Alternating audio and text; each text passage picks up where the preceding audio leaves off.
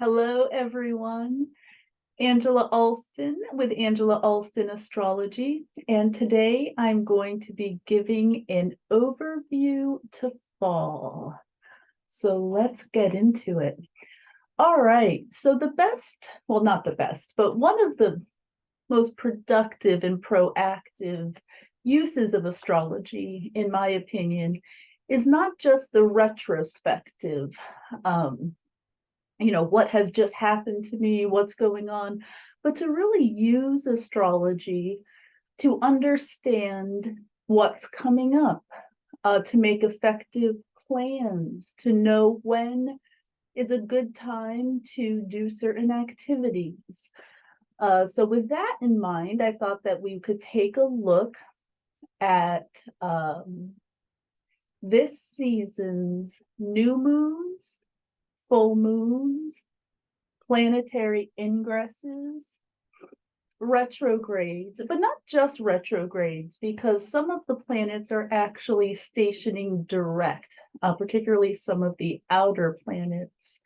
And I think that will be a huge relief for people who are really being pinged by those planets. We're going to take a look at Thanksgiving and see kind of what's on offer for that day. It can be a very fraught time for some people. So to kind of just what to expect. And then I give a overview of when to travel. And I realize that sometimes you don't have control over when you're traveling. It's dictated by work, it's dictated by vacation time, and certainly by the holidays. But if you do have, control over when you can come and go, it's kind of good because there are certainly some windows this fall that look a little friendlier to travel than others. So let's get into it. New moons. Now, again, new moons are seeding times. They're when the sky, it's great for stargazing out there. And some new moons, have a little bit more potency than other moons. And that's the same with full moons. I mean, that's really the same with anything. And a lot of what creates the potency is what other planets are involved. And so on October 14th, we have a new moon, which is a solar eclipse, an annular solar eclipse. And so eclipses are considered kind of supercharged. And this one in particular is involving Mercury in very close neighborhood. The eclipse degree is 21 degrees 08 minutes Libra. And with Mercury involved in the mix with new moons, it's a great time for secretive, covert communication. Something that you want to kind of fly under the radar. Things that happen during new moons can't be seen. They happen in the dark. And there's certainly some activities that you don't want to happen in the bright light of a full moon, for example. New moons can also really impact people's energetic levels. So kind of know that October 14th is going to be a really strong new moon where you might feel enervated. If possible, it would be a great time to kind of rest and do some self-care. The next new moon is in November 14th. I'm sorry, 13th. And this one involves Mars. So we have the new moon at 20 degrees 44 minutes Scorpio, and Mars is involved with it. So this is really inviting some sort of tactical, strategic action. What types of activities are done in the dark? When I think of a new moon involving Mars, at 20 degrees Scorpio, I think Mata Hari, some real spy stuff going on. And then December 12th is our last new moon of autumn.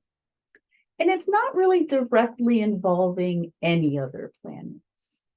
So this new moon just may pass in sort of a very chill way.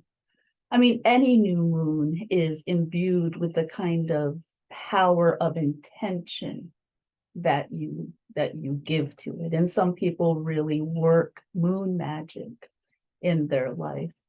But all things being equal, of the 3 new moons this autumn, they're kind of in order here. October 14th is the headliner, and that's because it's part of the solar eclipse story, and it's beginning the Libra Aries chapter of our solar eclipse series. November 13th, the second most kind of supercharged, and that's because Mars is there. This is not a time that you would want to start an initiative that you want to be really attention-getting. Things that happen in the new moon are things, again, better happening under the radar. And then the full moons. So September 29th, we have the harvest moon at 6 degrees Aries. And again, this is not really involving a ton of other planets in the celestial act. It is, so it could just be kind of a beautiful harvest moon. Moving ahead, October 28th, we have the hunter's moon, and this is a partial lunar eclipse. It's at 5 degrees, 9 minutes Taurus, and it is involving both Mercury and Mars. So whatever was done at those new moons, it's coming into fruition. This is a very lively, kind of a supercharged full moon, because they have so many other players there. And it is the last in the Taurus Scorpio eclipse, a series which started in November of 2021. And then on November 27th, the frost moon, which is at 4 degrees 51 Gemini, there's a pretty intense T-square in the sky.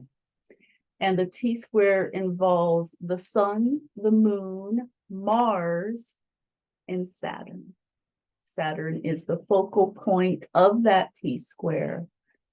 And things that are involving the luminaries with Mars and Saturn.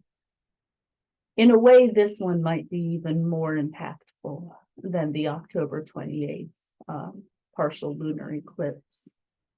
This is going to feel, you're going to feel this one.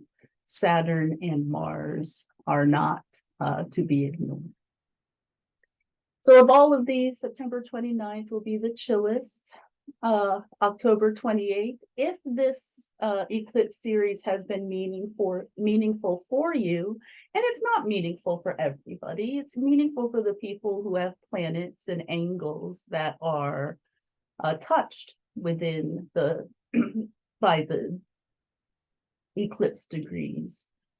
And then November 27th, there might be a sense of needed action, some sort of crisis that needs to be addressed. We'll see. So for some ingresses in planetary motion for the month of October, Mercury enters the sign of Libra on October 4th. Mercury does fairly well in Libra. The astrological joke with Mercury and Libra is that there is a difficult time making decisions because Mercury and Libra tends to see both sides. But that can also be a very positive thing. There's a balanced approach. Venus enters Virgo on October 8th. And Venus does okay in Virgo. Virgo is feminine, earth sign. Venus in Virgo is kind of the earth mother. It is not as flashy, as Venus in Leo, but it does fairly well in Virgo. Mars enters Scorpio, and there's something, Mars is the nocturnal feminine domicile of Scorpio in traditional astrology. Mars is considered very strong in Scorpio, and that happens on October 11th. Mercury enters Scorpio on October 21st. The Sun enters Scorpio on October 23rd. And so Scorpio season really begins sort of mid-month when Mars enters Scorpio, but then we're fully there by October 23rd. And then Pluto stations direct. Pluto is one of those far away out there planets. It doesn't have a lot of impact, or so people say, on the individual, more the collective. However, if Pluto has been hitting a planet or angle in your chart, you bet it has impact. It's been hitting my Venus for what feels like forever now. And so I am deeply grateful that Pluto is stationing direct. And again, that's happening on October 10th. So a lot going on in October, but a lot goes on in every month. Really, we see November beginning with Venus entering into Libra. It's moving fast now. And Venus is very strong in Libra. It rules Libra. It has agency in Libra. It's not answering to anybody else. Venus in Virgo answers to Mercury. Venus in Leo answers to the Sun. Venus in Libra answers to herself. And that's exactly where Venus likes to be. Mercury enters Sagittarius on November 9th. This is the sign when Mercury's in Sag, it's the sign of big ideas, really looking to the future, pontificating, philosophizing. The Sun enters Sagittarius on November 22nd. Mars enters Sagittarius on November 24th. And Saturn stations direct at the top of the month on November 4th. This is a big one. Saturn's retrograde, at least for many of my clients, has just been so frustrating, really, really difficult. And now it is finally stationing direct. It's not going to be out of its shadow for a while yet. However, this is absolute progress in the right direction. And then December ingresses and planetary motions.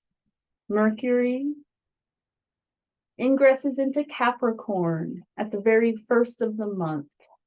Venus into Scorpio on December 4th. And then Neptune stations direct at 24 degrees 53 minutes Pisces on December 6th.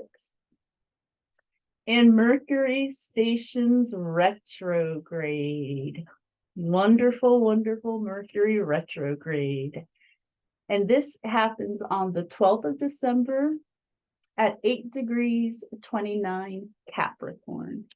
Now, in many ways, Mercury retrogrades are the easiest to deal with because we have the most practice with them. You know, we get a lot of time to deal with Mercury retrogrades. We know what to expect. However, each sign brings a slightly different flavor to it. In Capricorn, Mercury is answering to Saturn, the ruler of Capricorn. The good news is that Saturn just recently stationed direct. So it's going to be probably a little less hairy, but still Saturn slows things down. You know, Saturn creates difficulties to give good life lessons. And now here's the outlook for Thanksgiving.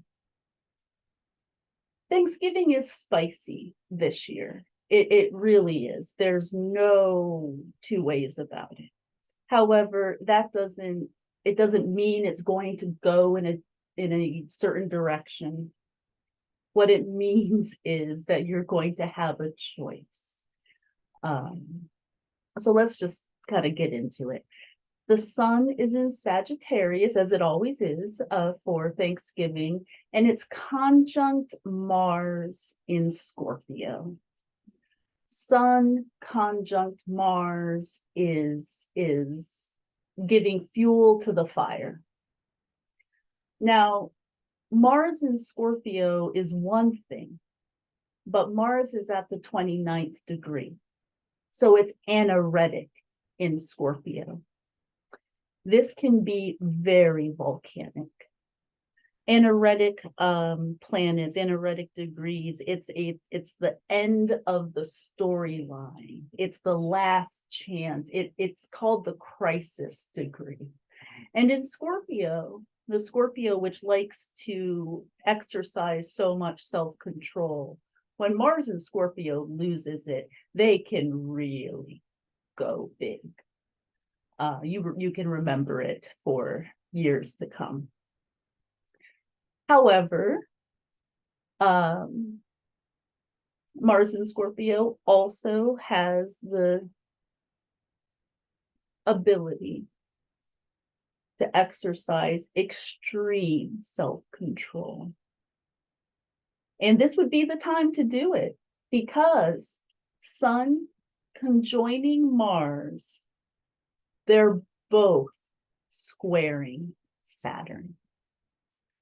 These Sun square Saturn, Mars square Saturn, they're not fun aspects. They are coming to a head with old issues. The good news, and there's always good news, well, almost always. The silver lining here is that Saturn is no longer retrograde. That helps this situation. The second piece of good news is that squares can be creatively resolved. They're not as much of an impasse as a opposition. Squares are the nature of Mars. This could absolutely be productive fighting. It doesn't have to be fighting, but Sun is conjoining Mars, and they are both squaring Saturn. And so that's something to really kind of keep in mind. But we do have Venus in peacekeeping Libra. Venus is strong in Libra, And in fact, of everybody here, Venus is the adult at the table. Whomever plays the role of Venus in the family, and there usually is that person who's the peacekeeper, let them do their job this holiday. Venus in peacekeeping Libra really tries to see both sides, point out, oh, the beautiful food, look at the flowers, isn't this wonderful? Let them do that, because Venus is going to be in opposition to the moon in Aries. Venus and moon in opposition is high feelings, right? There's going to be a lot of feelings. And that's very appropriate for a family, what's traditionally a family gathering.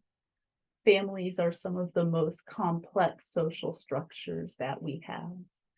And whether it's your friends as family, your chosen family, your bio family, Venus and moon is a very social energy. There can also be an incredible gratitude.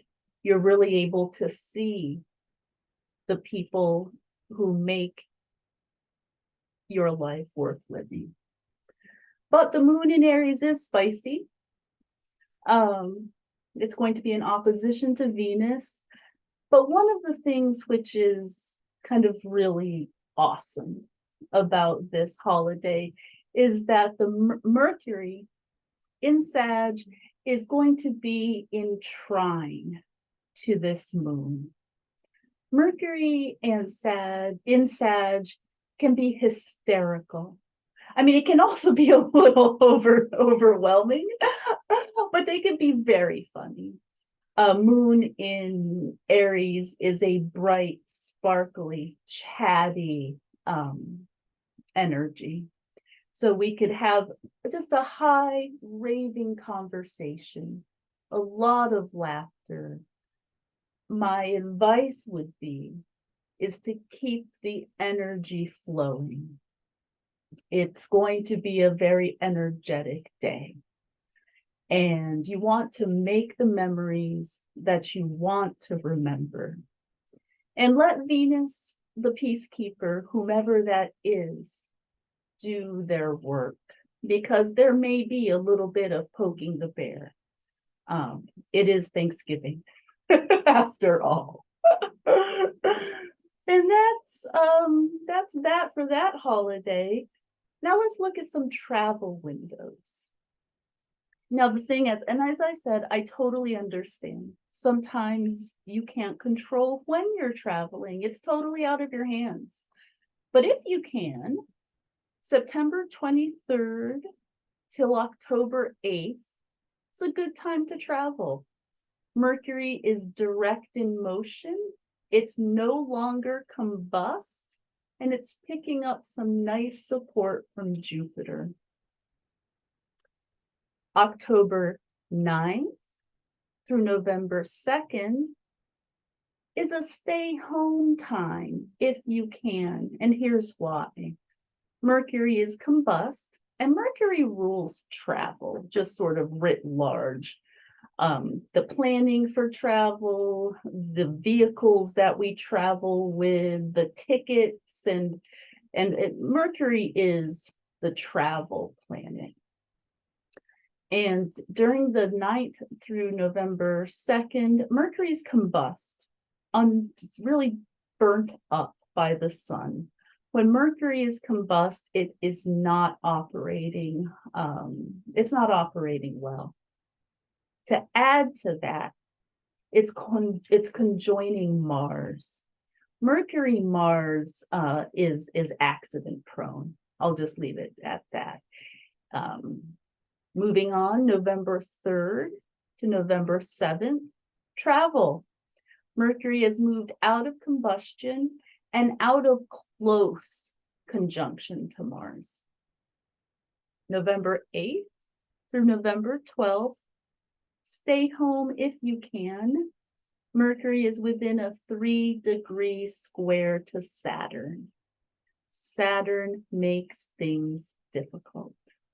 Delays, constraints, disappointments, hard lessons. November 13th to December 13th is kind of the best window this whole fall for traveling. Mercury is out of square to Saturn and picking up a sextile to Venus. November 15th to the 24th and December 3rd to the 11th. It really looks pretty sweet. Those are the probably the best windows. Let me say that again. November 15th through the 24th, December 3rd through December 11th. Now, December 12th and 13th, Mercury is stationing retrograde. When Mercury stations retrograde, it's really not moving. It's kind of coming to a standstill. When it comes to travel, expect delays. Give yourself extra time. And with that in mind, December 14th to 16th, stay home if possible. You know, Mercury is not close to Saturn, it's not close to Mars, but it is retrograde. People travel when Mercury is retrograde all the time. It's not a big deal, but you know the drill. When you're traveling, when Mercury is retrograde, check your arrangements 2-3 times. Give yourself extra time. And extend grace. There tends to be just a kind of angst when Mercury is retrograde and travel's involved. December 17th to 20th, travel if you have to. Mercury is combust and retrograde from December 19th on, but it is picking up some planetary support, and that's getting right to, you know, when people are usually traveling for the Christmas holidays. And I didn't look at the rest of December because that's no longer autumn. That is winter, and we'll deal with that next season. So that's what we have. While I'm thinking of it, contact me with your relationship question. I'm putting a new podcast out, and this is horary, so I don't need your birth date or your partner's birth date. Just put subject podcast, and you can send that to AngelaAlstonAstrology@gmail.com. If it's a question that can be answered via horary, I will give you a free horary and we can record it and have some fun. Happy autumn, everybody. It's a beautiful season, and I hope you really make the most of it. Let me stop sharing and say goodbye.